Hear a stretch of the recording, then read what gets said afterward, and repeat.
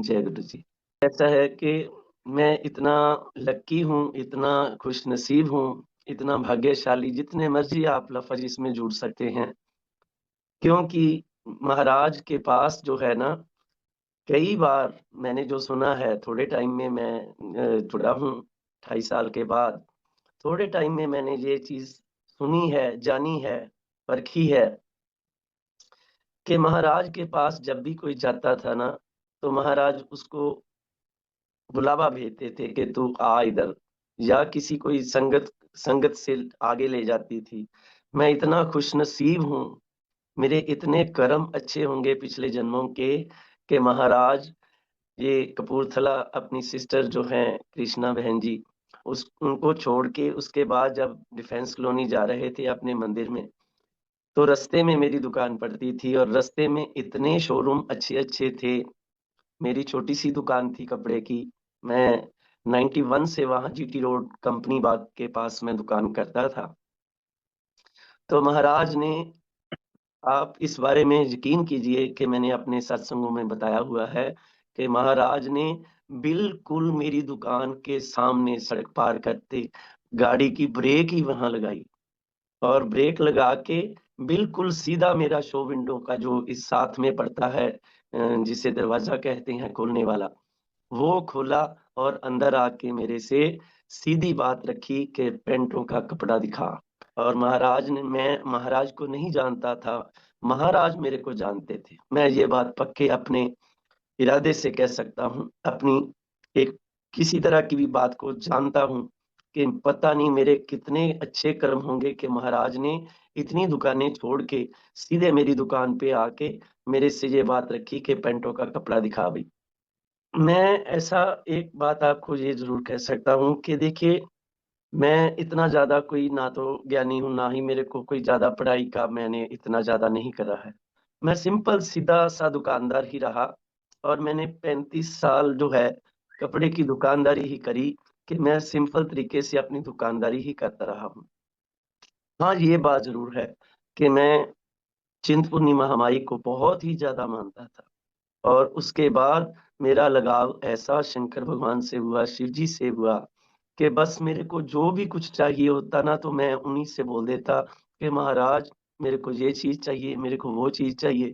और छोटी-सी उम्र में मैं ये बात बड़े अपने गुरुजी महाराज के ऊपर मेरे को फ़ख्र है कि मेरे महाराज ने पता नहीं पिछले कोई जन्म होंगे, किसी भी तरह से, चाहे चिंतपूर्णी महामाई की तरफ से ले लीजिए, चाहे शिव जी की तरफ से ले लीजिए, लेकिन अब की बात मेरे को पक्का पता है कि ये सारी जितनी भी प्राप्ति थी, मेरे गुरुजी महाराज की थी मेरे को, कि मैं जो चीज़ भी माँगता था, मेरे को मिल जाती थी।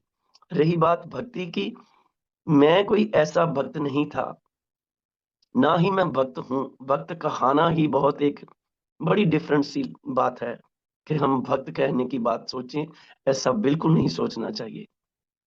मैंने सत्संग में कल परसों सत्संग था मल्टीलिंगल चैनल पे ही, तो मैंने उसमें भी थोड़ा-सा महाराज ने मेरे से बुलवाया है इस बारे में कि हम लोग जो है ना, ये भक्ति की बात या सरेंडर की बात करते हैं, हम दुनियावी बंदे हैं अंकल, हम इस तरह से अपने आप को भगवान को पूरे तरीके से नहीं अपना सिस्टम दे सकते कि हाँ, ये लो जी हम तो बन गए सन्यासी, हम तो जोगी हो गए, हम तो नहीं। हम दुनियावी बंदे हैं। महाराज ने हमारे को इधर इसीलिए भेजा है कि ये ले तू दुनिया के निपटारे भी कर और मेरा नाम भी ले। सो मैं कोई बहुत ज़्यादा अच्छे वाली बात जिस तरह से कहें दुकानदार को, एक दिन में जितने ग्राहक आते हैं, उनके साथ कितना झूठ बोलना पड़ता है। मैंने बोला ना कि ये दुनियावी चीज़ें हैं।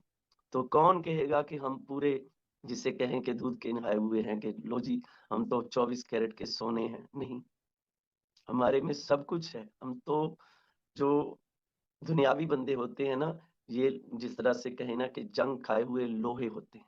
ऐसा ज़रूर है कि मैंने जो सच की बात आई तो सच की बात आपने बता दी। ठीक है, अच्छी बात करी आपने कि दुकानदार ऐसा ही होना चाहिए।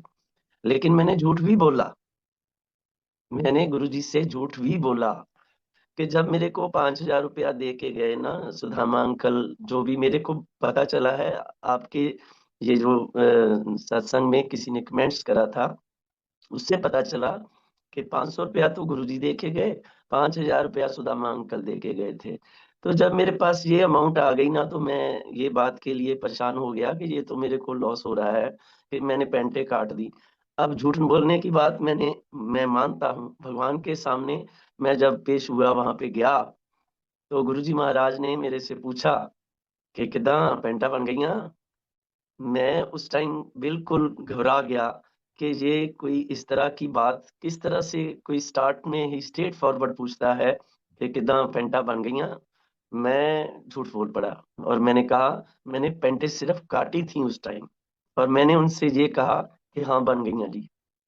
जब गुरुजी महाराज ने ये सुना तो महाराज हंस पड़े, इस तरह से हंसे कि मैं थोड़ा सा घबरा गया। मैंने कहा जी हंस क्यों रहे हैं? तो जब वो इस तरह से हंसे, तभी उन्होंने एकदम से मेरे को बोला, मनोज 4:30 तू पेंटा कटियां, जय गुरु जी। 6:30 तू ਇੱਥੇ आया मंदिर है, ये पेंटा कित्थों बन गईयां बई। इतने प्यार से महाराज ने मेरे से ये बात, मेरा झूठ जो है ना, मेरे को आईना दिखा दिया कि तू झूठ तो बोल रहा है, मगर जो सामने बैठा है ये तो सारी सृष्टि पे नजर रखता है। महाराज के रडार तो आजकल चले हैं ना, महाराज के रडार पूरे तीनों दुनिया, तीनों लोकों में इस तरह से देखते हैं। हम तो अपने जिस तरह से भी हैं, कोई 5.5 फुट की हाइट का है, कोई 6 फुट की हाइट का, कोई साढ़े, छोटी से छोटी कीड़ी जो होती है उसको भी महाराज ऊपर से देखते हैं, ऊपर से उस कीड़ी को भी देखते हैं जो हमसे भी नहीं देखी जाती। और महाराज इतने जितने भी ब्रह्मांड में ये जीव जंतु प्राणी, हम लोग कितने कंट्रीज हैं, सबको देखते हैं ऊपर से। और महाराज ने ये बात बता रखी है कि तुम लोग तो मेरे को ऊपर से इस तरह से दिखाई देते हो, जैसे माचिस की जो तीली होती है ना, ऊपर मसाला लगा होता है उसके ऊपर, इस तरह से मेरे को आपके सर दिखते हैं। कि देखिए, उन्होंने एकदम से मेरे को मेरा झूठ बता दिया और मैं बिल्कुल परेशान हो गया अंकल। मैंने कहा ये किस तरह का बाबा है, ये तो पता ही नहीं। कि बिल्कुल एग्जैक्टली टाइम इन्होंने बताया कि 4:30 मैंने पेंटे काटी हैं। मैं हक्का बक्का रह गया, और तभी मैंने मौका संभाला भी, जिस तरह से कहे ना कि हाँ, जब कोई झूठा पड़ जाता है ना, तो मौका संभालने की बात करता है। और मैंने भगवान से इसी तरह से रखा, और मैंने गुरुजी से कहा, मैं कहा जी बन जाएंगियां, बस बस शुरू ही हुई है, कोई गल नहीं। बड़ा फिर वो बहुत हंसे, और हंसते हंसते इस तरह से उन्होंने रखा कि पता था उनको कि ये क्यों आया है, पता था। अब हम तो अपने तरह से इस तरह के झूठ जो है छिपाने की बात रखें, लेकिन महाराज के पास तो वो स्कैनर होता है कि एकदम से पता चल जाता है कि ये क्या करने आया है, क्यों आया है। और महाराज ने हंसते हंसते ही मेरे से ये बात कही कि दा फिर मनोज, बाकी के पैसे मिल गए। जिस तरह से किसी को चिढ़ाना होता है ना, कि ये बोल तो नहीं रहा है, मगर इसको मैं छेड़ के देखता हूँ कि ये क्या कहता है। तब मेरे दिमाग में आया कि यार ये तो मेरे बड़ी फायदे की बात है कि मेरे को बोलना ही नहीं पड़ा, कि ये तो बाबा जी खुद पूछ रहे हैं कि पैसे मिल गए, और जिसके लिए मैं आया हूँ वो चीज अब मेरी पूरी हुई है। तो मैंने उसी टाइम कह दिया, जिस तरह से कोई छोटा बच्चा बोलता है, इस तरह से मैंने महाराज से बोला। मैंने कहा, "ओ नहीं जी, मैनू पैसे नहीं मिले, मैनू पैसे दवाओ तुसी, मैं पैसे मैनू पूरे नहीं मिले।" महाराज इस तरह से खिलखिला के हंसे। बस यही बात है कि महाराज के वो जो सीन जब याद आते हैं ना, अंकल बिलीव कीजिए, कोई कहता है कि किस तरह से, मैं कहता हूँ कि मैं इतना ज्यादा पीछे रहा इस बारे में कि मेरे को ये छोटी सी अमाउंट लेने के लिए मैंने झूठ भी बोला, सारी तरह की बातें भी रखी। लेकिन एक मैं आज आपके ये सवाल में ही एक आपको जवाब बताने जा रहा हूँ, जो मेरे को महाराज कह रहे हैं कि ये बोल, वो जवाब बिल्कुल सही है। थोड़े से पैसे के लिए तो मैं इस तरह से कहता रहा, जो करोड़ों रुपए की मेरे को मेरी दुकानें मेरे को लेके दी, कौड़ियों के रेट में, कौड़ियों जिससे कहे ना कि मैं वो सत्संग अभी पूरा नहीं कर सकता। मैं जो सत्संग वो जिंदगी में मैं जिंदा रहा, तो मैं वो सत्संग करूंगा महाराज की, जब मेरे को ये आज्ञा होगी। मैं ये अपने गुरुजी महाराज से डर के कहता हूँ, वो सत्संग मैंने सँभाल के रखा हुआ है। वो सत्संग मेरे को करने की इजाज़त नहीं। अगर मैंने वो सत्संग कर दिया, मैं अपने महाराज से डर के कहता हूँ, पता चल जाएगा कि वाक़ई दुनिया में इस टाइम जो है, सिर्फ़ गुरुजी हैं। मैंने बहुत भगवान मैं हम ब्राह्मण हैं, मैंने सारे देवी-देवताओं को मैं इस तरह से देखा है, सारे। लेकिन जो जितना मैं देर से जुड़ा हूँ गुरुजी से, उतनी जल्दी में जाना है कि क्या शक्ति है, क्या पावर है, क्या है इनमें। जिस तरह से आँख झपकने से पहले ये चीज़ पैदा कर देते हैं, ये सीन दिखा देते हैं कि ये ले।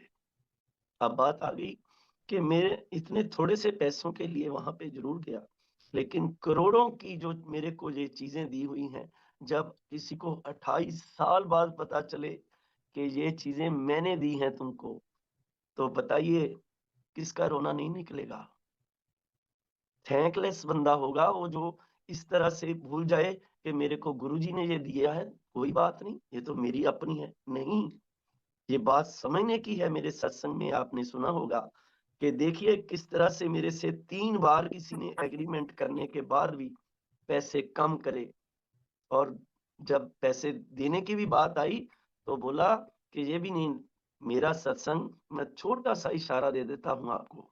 मेरा सत्संग गुरुजी महाराज ने जब विजय माटकन अंकल को ये जो मंदिर उन्होंने दिया था पहले, एम्पायर स्टेट, सेम उसके साथ मिलता-जुलता है। सेम, मैं इशारा दे रहा हूँ कि महाराज ने करोड़ों रुपए की जायदाद मेरे को लेके दी, और 28 साल जब पता चले कि ये वाली जो जायदाद है, इस तरह से मेरे को महाराज ने दिलाई है, तो मैं तो थैंकफुल हूँ महाराज का, थैंकलेस नहीं हूँ। तो मैं इसीलिए बोलता हूँ कि जब मैं इधर भी बैठा हूँ महाराज के पास, तो मेरे को इतना मौज में बैठाने वाले मेरे गुरुजी महाराज।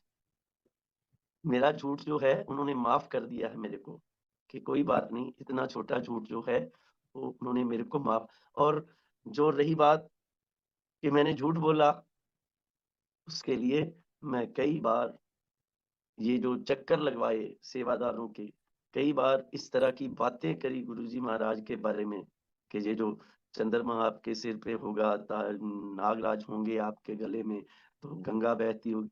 ये चीज़ों के लिए मैं रोता हूँ कि मैंने इस तरह के भगवान को इस तरह की बातें करके भेजता रहा सेवादारों को। मैं रोता हूँ कि मैंने भगवान के बारे में इस तरह की बातें करी, और जब आज मेरे को पता चला है कि यही मेरे महादेव थे, जो आवाज़ लगा के बोलते थे कि मनोज आया कि नहीं आया।